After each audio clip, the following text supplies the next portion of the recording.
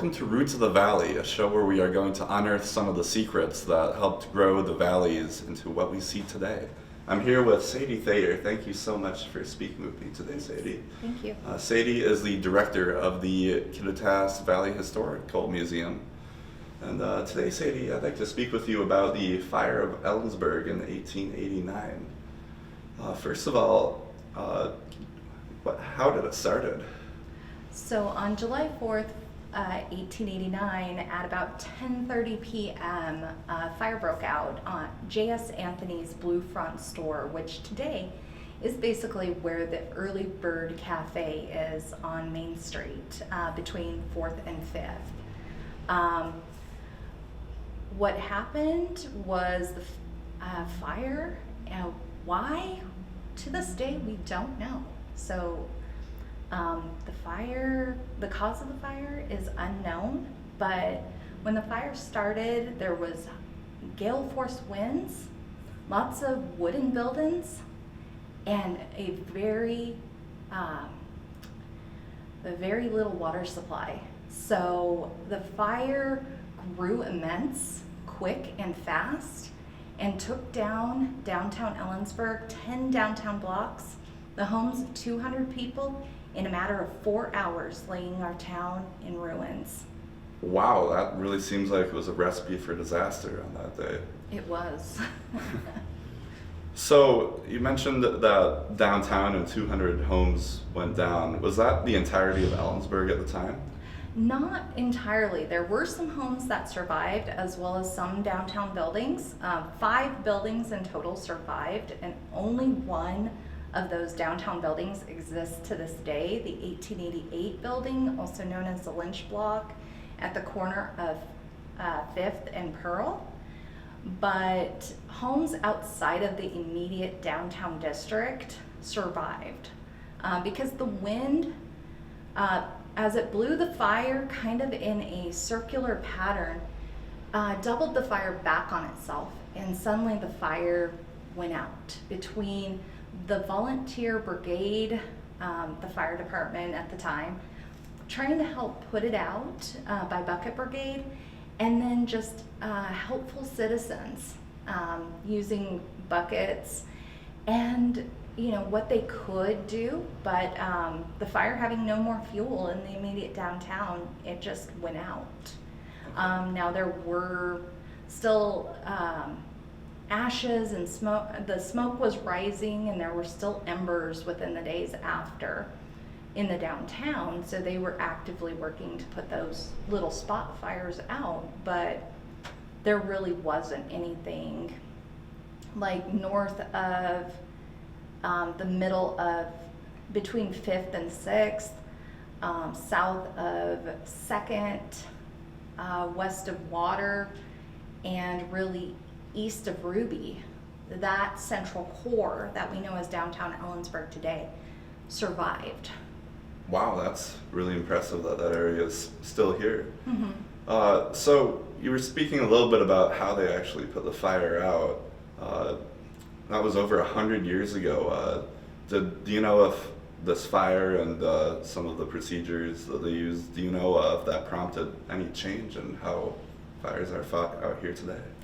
It did, actually. There were changes with the fire department. So it was a volunteer fire department at the time. Soon after the 1889 fire, we had an organized fire department that became the Ellensburg Fire Department, that is now known as Kittitas Valley Fire and Rescue. So that became organized and city funded. They purchased equipment, and because they had a hose cart that we are fortunate to have in our collection here at the museum, they had gotten it as a volunteer fire department in 1883 to fight our first city fire. We had one in 83, 1885, and then the most massive fire in 1889. But there was also changes with city buildings in how they were built. So no longer mostly out of wood. They had to be fireproofed. There were city codes protecting life and support. So, multiple accesses for the buildings instead of just one door in, one door out. Okay. So I know that there's a lot of speculation. We don't have an exact reason for why those fires started. However, there are several theories. Can you tell me some of them? Yes, so that's one of the biggest things about the Great Fire. With not having a cause, there's a lot of speculation whether it was accidental or incendiary, whether arson-based. And that was even the day after the fire that they started pointing fingers. Was it a lazy shopkeep who didn't take the coals out that night out of his stove, And did the stove catch fire and cause the building to burn down? Or did he maintain a moonshine still in the basement of his business, and did it explode and the building catch fire, and then it proceeded to catch the town on fire? Now those would be accidental, or there's also fingers pointed at the fact there's a lot of potential that it was arson based. Somebody had it out potentially for the shopkeep because he was said to be quite the ladies' man. But we were also in the race for state capital. So we were up against Olympia, we were up against North Yakima, which is Yakima today. And Olympia and North Yakima had a lot to lose if we got the capital. Okay. So could someone from Olympia come over and burn us down? I mean, fingers were pointed right at Olympia. North Yakima, not so much, but I had the opportunity to speak with a gentleman who was over 100 years old when I first got into the job, and he said his father had said it was those people from Yakima that came up and burned us to the ground. Wow. I mean, he had a first-hand account. That's really So, cool. there is that potential. But then again, North Yakima was the first to come to our aid. So Okay. Why would they do that? Okay. That is really interesting. Now, interestingly enough, a month before our fire, Seattle burns to the ground. Really? A month after our fire, Spokane burns to the ground. Wow. Now, we weren't alone with just those couple fires.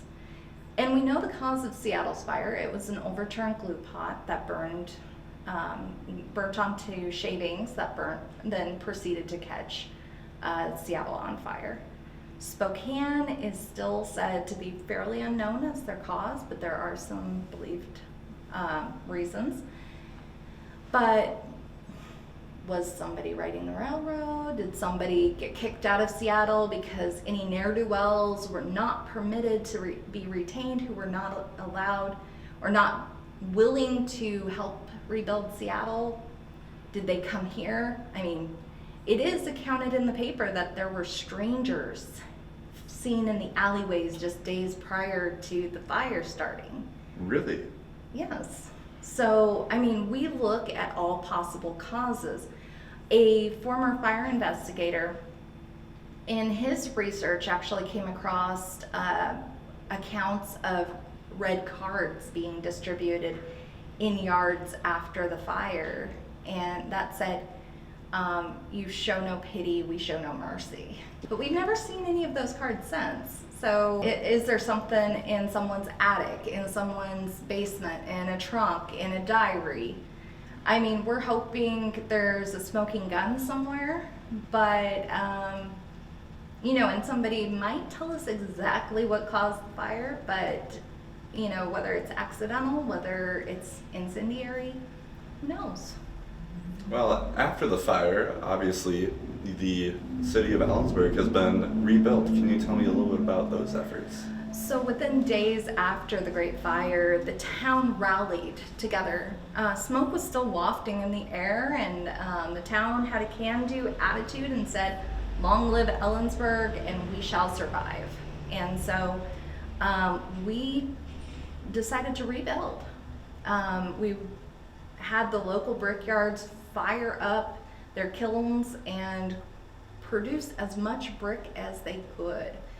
Up in the hills, in the forests, loggers were sent out to cut down trees, to send to the mills, to cut the lumber, and then orders were sent out back east to Chicago and to other locations to get the tin in, to get the cast iron, and we even established a local foundry so we could get even more created.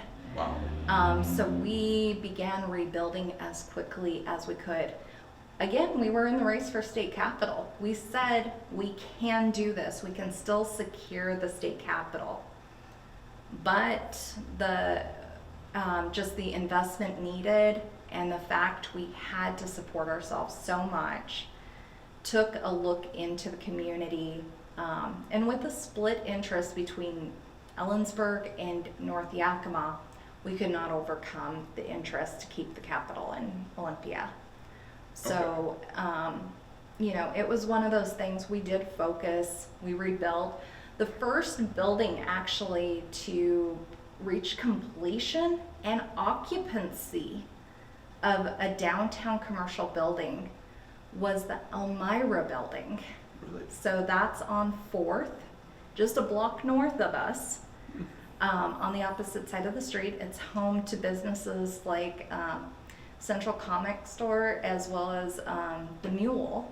Oh yeah. Yeah, That's and just a block up that way. Yeah. And as well as wonderful offices on the 2nd floor. That building, if you can believe it, was completed at the end of August, Really? 1889. 4 storefronts on the 1st floor, offices on the 2nd floor, completely just completed and occupied. Wow, that is really impressive. That's what, a couple of months? Yes, yeah. Most of downtown Ellensburg was complete by the end of 1889. Wow, that is really impressive. Mm-hmm. Now, speaking of the rebuilding, I know you have a picture of the rebuild and a couple of other artifacts and pictures up here. Can you show me some of them? Sure. So since we're talking about the rebuilding, I'll show you some of those before we get into what the devastation.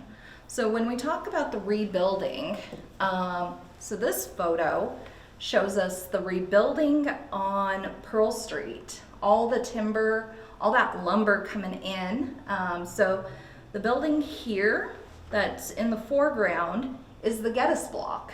Oh, really? Yeah, so home to like D&M Coffee now, so that would actually be here on the corner. And the building over here, that's a little bit more centered in the photo. Unfortunately, that is the Olympia block, which burned to the ground in 1979. So today it's Unity Park. Okay. So I see that there's a lot of timber there. Was that grown here in Washington? Yes, so that actually was probably pulled from the hills of Kittitas County. Oh, wow. So milled locally through sawmills that for the most part are no longer in existence. Okay. And so for what is still in these, most of it is still in these buildings that exist. So throughout downtown, you have this old growth timber that is tried and true that was milled right after the fire. Wow, really strong wood if it's still up today. Yeah. What else do we have? So as another building that was built, you're sitting in it. So the Cadwell building. Hey, that's where we are. Yeah. So that's the building here on the right. And over here on the left is the not the Olympia block, the Lloyd Opera House. So that would be across the street from us. Okay. That building was torn down in the early 1950s. Okay. So unfortunately we did lose it. Not all of our buildings that were built after the fire are in existence, which is kind of one of those downsides of our community. They were either removed due to condition, due to progress or due to fire. Okay. So tell me about this picture you're showing me right now. So this picture is a view of Ellensburg after the Great Fire, taken just days after the fire from 2nd and Ruby. So just a couple blocks over, looking to the northwest and showing a very, very desolate landscape after the fire. So we do have a couple iconic buildings in it that give us points of reference. So over here, you'll see the building with the onion finials right Okay. here. That building is the Lynch Block, the 1888 building that I referenced, is the only survivor of the fire that's still in existence in downtown Ellensburg today. Okay. So that building has like Pearl Street books in it. Oh, wow. So that's where, for reference today. Otherwise, we can see Pearl Street, we can see at center John and Mary Ellen, the town founder's home. We can see the roof line of the courthouse, and we can see several other ruins of downtown Ellensburg. Okay, that's really cool. I see that there's a lot of shells of buildings still standing. Do they have to knock those over before rebuilding? Correct, they do. Some they're able to shore up a little bit more. So like for example, this is Ben Snipes Bank. So they are able to shore up this one by comparison. So they're able to use a lot of the burnt structure, not having to tear it down compared to a lot of the other ones. They strengthen it, they build it out more, and then it actually remains around until the 1940s in the style that it was built in 1888. Really? Yeah. And then through modernization and redesign, it's changed from the limestone to sandstone structure, and we know it today as the Wells Fargo building. Okay.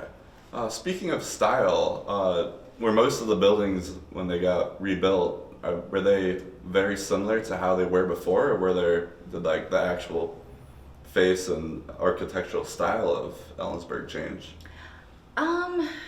It's kind of hard to say depending on the buildings. Many of the buildings were wood prior to the fire, so being built out of brick afterwards, we do see architectural changes. Many go from single story to second story, or 1.5 story to a full 2-story. Some build bigger, some building owners go into partnerships and build more.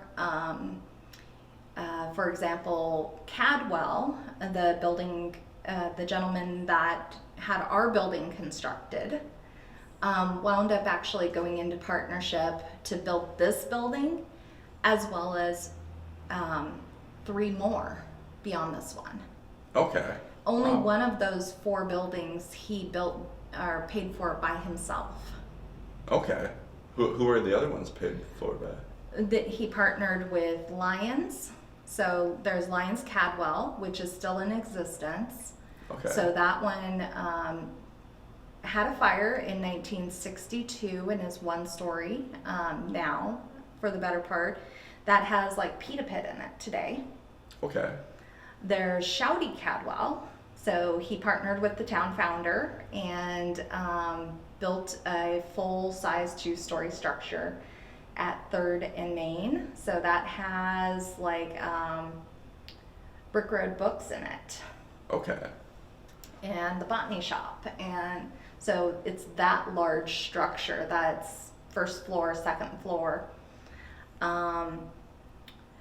And then he had the Olympia block, which was at first called the Cadwell block. Okay. So with all this rebuilding and the city changing just a little bit, what are some lasting impacts that we can still see if you were just, say, walk down Main Street?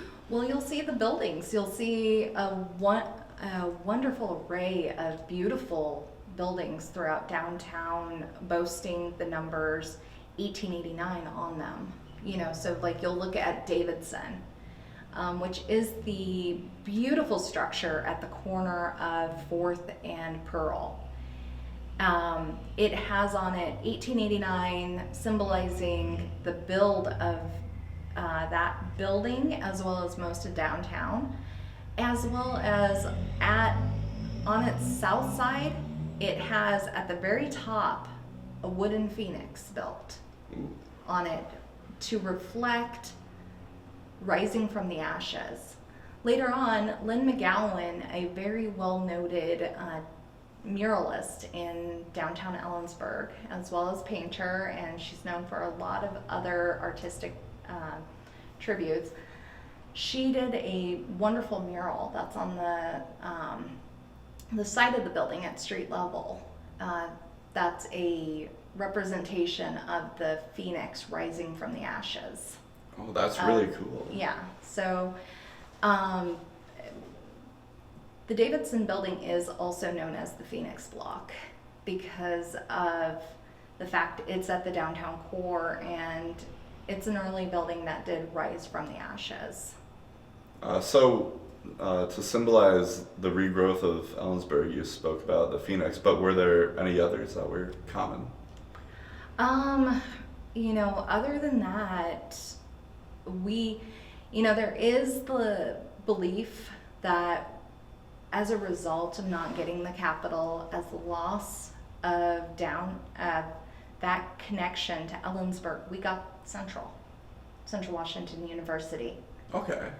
So that is one of our lasting attributes as well within the community. When did Central Washington actually come into Ellensburg? 1891. Oh wow, 2 years after. Mm-hmm. So through the legislative process and the Enabling Act, there was call for land to be given for normal schools, so college teacher training, or teaching norms. With the college being built here, So when the college first came to Ellensburg, did that get built around the same time as Ellensburg's rebuilding era? It did. So Barge Hall, which is at the heart of the campus, the Washington State Normal School building, it was built in 1894. Okay. So just a few years after, we had a downtown building called Ellensburg Public School, also known as later Washington Elementary Building. That was had rooms on the upper floors that was used by the college or the university before they were able to build the building for Washington State Normal School. Okay, so there was teaching going on before there was actually even building over at the university. Correct. For 3 years before the doors opened up there. Okay, that's really quite interesting. And during the process of the Great Fire, with the Enabling Act, they were trying to get just some recognition for Ellensburg. So there is some conversation whether we were going to get the capital, whether we were already in the process of trying to get the teacher training school, or what. But our lasting attribute is Central Washington University, as well as a great and wonderful downtown. Well, a lot of these pictures were taken immediately after the fire. However, there is one artifact on the table that is, well, from before the fire. Can you tell me a little bit about this clock? Sure. So the clock here is a Waterbury clock from the 1880s, And the interesting thing about it, this clock was actually found in the ruins of one of the downtown buildings, stopped at the time 1107. Now, written on the back in pen is the fact that it came from the Great Fire. So that it was found amongst those ruins, and that the time was stopped at the time the fire reached that building. Okay. Is this one of the only things that was able to be recovered from the buildings that burned down? Mm-hmm. Yes. So it's considered one of the very, very few relics from the actual fire. Most afterwards were piled up and discarded, or held onto by family. To my knowledge, they are very few and far between. This is the only item in our collection that actually deals with the fire. Beyond the wonderful photos that came just days after the fire. Most of these photos on the table, if they were taken right after the fire, they were the day after, if not months later. This clock is from the fire. Okay, well, that's really cool that you have an artifact that actually survived the fire. Mm-hmm. And I can see that there's a lot of evidence that the fire must have been really close to it. Mm-hmm. So is this clock like exactly as it was when it was found, other than the writing on the back? As far as I'm aware, it's been in our collection just like this with no changes. We've displayed it with as much care and, without any change to it, except for marking it with its permanent number in the collection. So, it came to us how it was, and I don't know if the donor did anything. That's always a question we leave open-ended, because we don't have that history, but as far as I'm aware, it's exactly as it was. Well, thank you so much, Sadie, for speaking with me today. Yes, well, thank you so much. It's really a treat to come here and dig deeper into everything that makes the valleys what they are today, and I really appreciate it. Thank you. Thank you so much for watching this episode of Roots of the Valley, and we will see you next time.